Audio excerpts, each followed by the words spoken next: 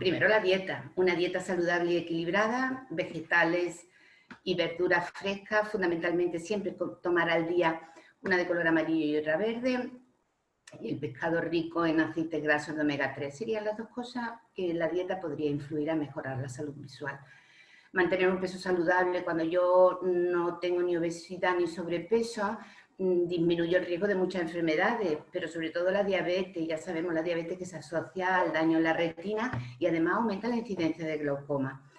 El hacer ejercicio regularmente pues tiene la incidencia sobre los factores generales, diabetes, hipertensión y el colesterol. Cualquier cosa que no afecta a mi circulación afectará a mi retina. Usar gafas de sol, muy importante. ¿Por qué? Porque la exposición al sol puede producir, sobre todo, catarata y degeneración macular asociada a la edad. Utilizar una buena gafa de sol con un filtro de ultravioleta A y B es imprescindible. Después las gafas protectoras para determinados tipos de deportes, tipos de trabajo, en fábrica, en el campo, en la construcción y en el bricolaje casero.